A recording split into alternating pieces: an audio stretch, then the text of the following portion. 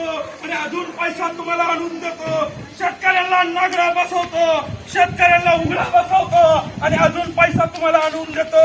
मी अपक्ष सरपंच झालेला आहे, मी पैसा वाटलेला नाहीये. कुठल्या तोंडांना शेतकऱ्यांना पैसे मागू काम करायचे. आणि म्हणून तुम्ही जर का एखाद्या सभापत्याचं, एखाद्या आमदाराचं ऐकून फक्त पैशावाल्यांच्या विहिरी करणार असाल, पैशावाल्यांचे गोठे करणार असाल, तर मायबाप हो गरीबाचं काम कोण करणार? अरे गरीबाला कोण उभाली आहे? तुम्ही 20-20 लाख रुपये, 1-1 लाख रुपये वर्षाला 20-20 लाख रुपये कमवता आणि गोरगरीब शेतकऱ्याकडनं पैसे घेता. विहिरी मंजूर करायला पैसे लागतात, तुम्हाला गोठा मंजूर करायला पैसे लागतात, तुमच्या रोजगार सेवकांना मस्टर करायला पैसे लागतात. हे पैसे घ्या, पैसे 2 लाख रुपये इथं पडू नये. आणि या 2 लाख रुपयामध्ये तुमचा भागत नसेल तर विभागीय आयुक्त सुनील केंद्रेकर साहेबांच्या कार्यालयासमोर 2 दिवसानंतर जातो, नागडा होतो, भोंगळा होतो, शेतकऱ्याला सोबत घेऊन जातो, भीक मागतो आणि अजून 4 लाख रुपये तुम्हाला आणून देतो.